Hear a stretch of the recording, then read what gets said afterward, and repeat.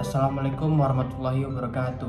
Baiklah, kami dari kelompok 7 ingin mempresentasikan hasil diskusi kami dengan judul Dinamika Historis dan Urgensi Wawasan Nusantara sebagai konsep dan pandangan kolektif kebangsaan Indonesia dalam konteks pergaulan dunia. Sebelum kami memulai hasil presentasi kami, saya sebagai moderator ingin menyebutkan anggota kelompok. Yang pertama, si Amalia Agustianingsi dengan NIM 2002-110997. Yang kedua, Taufik Esarantasori dengan NIM 2002-125327. Yang ketiga, Rosi Putri Ramadhani dengan NIM 2002-110909. Baiklah, topik pembahasan kami pada hari ini terdiri dari 5 topik. Yang pertama, konsep dan urgensi wawasan Nusantara. Yang kedua, alasan mengapa diperlukan wawasan Nusantara. Yang ketiga, sumber historis, sosiologis, dan politik tentang wawasan Nusantara. Yang keempat, dinamika dan tantangan wawasan Nusantara. Dan yang topik yang kelima, esensi dan urgensi wawasan Nusantara.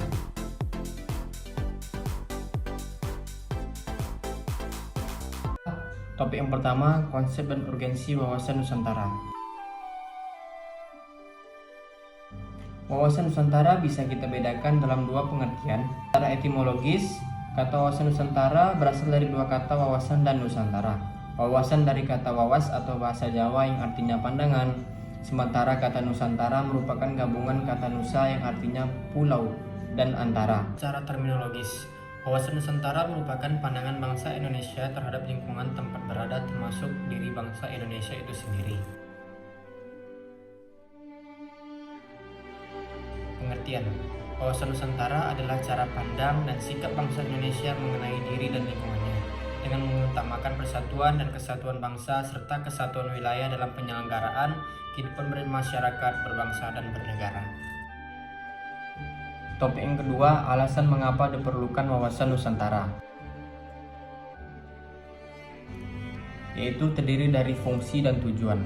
Dari fungsi, sebagai pedoman, motivasi, dorongan, serta rambu-rambu dalam menentukan kebijakan, keputusan, tindakan, dan perbuatan. Dari tujuan, 1. Mewujudkan nasionalisme yang tinggi. 2. Mengutamakan kepentingan nasional. 3. Hormati kepentingan individu, golongan, dan daerah. Dan yang keempat, nasionalisme tinggi demi tercapainya tujuan nasional.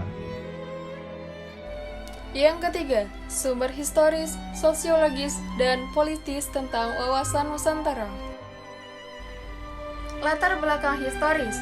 Lahirnya konsepsi wawasan Nusantara bermula dari Perdana Menteri Insinyur Haji Tejuanda Kartawijaya yang pada tanggal 13 Desember tahun 1957 mengeluarkan deklarasi yang selanjutnya dikenal dengan Deklarasi Tejuanda.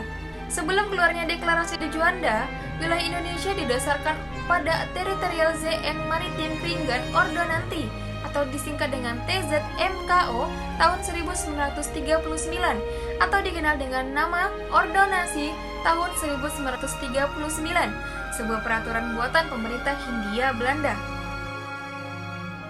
Berikut ini adalah gambar wilayah Indonesia.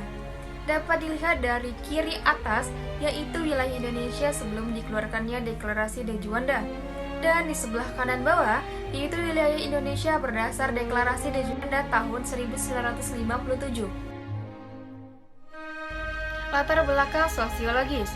Keadaan sosiologis masyarakat Indonesia dan juga keberlangsungan penjajahan melatar belakangi tumbuhnya semangat dan tekad orang-orang di wilayah Nusantara ini untuk bersatu nasionalitas, satu kebangsaan, bangsa Indonesia.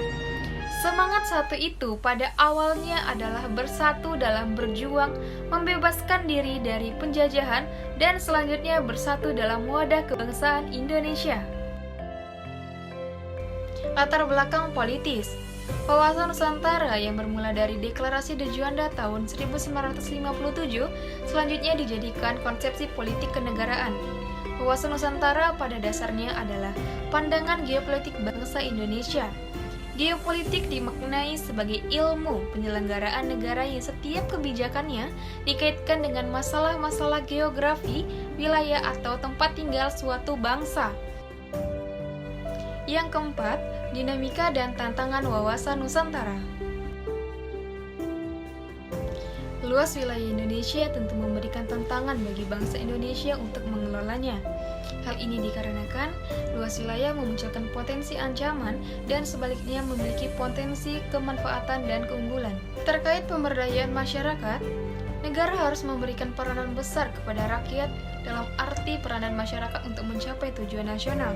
Terkait dunia tanpa batas, perkembangan iptek khususnya di bidang teknologi internal, membawa dampak pada kehidupan Indonesia. Terkait era baru kapitalisme, sistem ekonomi berdasarkan hak milik swasta dan kebebasan individu dalam dunia bisnis, untuk mengatasinya diperlukan keseimbangan. Terkait kesadaran warga negara mempunyai hak dan kewajiban yang sama, lebih mengutamakan kepentingan umum, bangsa dan negara. Wawasan Nusantara awalnya sebagai konsepsi kewilayahan, maka menjadi konsepsi kebangsaan, artinya tidak hanya keutuhan di wilayah saja, namun juga persatuan bangsa. Bangsa Indonesia bangsa yang heterogen, majemuk, maka harus mampu bersatu. Baiklah, saya akan menjelaskan tentang esensi dan urgensi wilayah Nusantara. Sebelumnya kita ketahui bahwa wilayah Indonesia terpecah-pecah akibat adanya aturan kolonial Belanda. Namun setelah adanya Deklarasi Juanda tanggal 13 Desember 1957, barulah wilayah Indonesia berbentuk satu kesatuan, di mana laut bukan lagi sebagai pemisah, melainkan sebagai penghubung.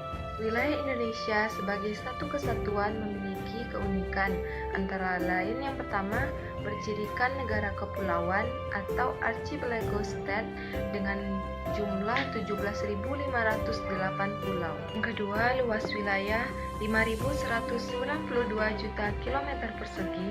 Yang ketiga, jarak utara selatan 1.888 km dan jarak timur barat 5.110 km. Yang keempat, terletak di antara dua benua dan dua samudra. Selanjutnya, terletak pada garis khatulistiwa. Kemudian, berada pada iklim tropis dengan dua musim. Dan yang terakhir, terletak pada dua jalur pegunungan, yaitu pegunungan Mediterania dan sirkuit Pasifik.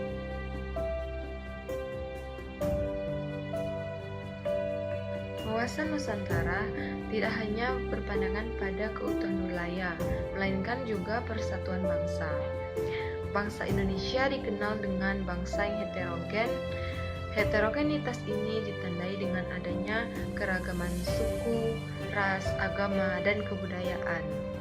Bangsa yang heterogen dan beragam ini harus mampu bersatu. Selanjutnya, implementasi atau perwujudan kewawasan Nusantara ada 4. Yang pertama, perwujudan Kepulauan Nusantara sebagai satu kesatuan politik. Implementasi wawasan Nusantara pada politik akan menciptakan iklim penyelenggaraan negara yang sehat dan dinamis. Yang kedua, perwujudan Kepulauan Nusantara sebagai satu kesatuan ekonomi. Implementasi ini memiliki beberapa makna. Salah satunya, kehidupan perekonomian di seluruh wilayah Nusantara merupakan satu kesatuan ekonomi yang diselenggarakan sebagai usaha bersama berdasarkan atas asas kekeluargaan. Yang ketiga, perwujudan Kepulauan Nusantara sebagai satu kesatuan sosial dan budaya. Implementasi ini memiliki beberapa makna. Yang pertama, bahwa masyarakat Indonesia adalah satu. Yang kedua, budaya Indonesia pada hakikatnya adalah satu. Yang keempat, perwujudan Kepulauan Nusantara sebagai satu kesatuan pertahanan dan keamanan. Implementasi wawasan Nusantara dalam kehidupan pertahanan dan keamanan akan menumbuhkan rasa cinta tanah air dan bangsa yang akan menumbuhkan sikap bela negara. Demikianlah hasil presentasi dari kelompok kami. Apabila ada kekurangan kesalahan, kami mohon maaf. Saya sudahi. Wassalamualaikum warahmatullahi wabarakatuh.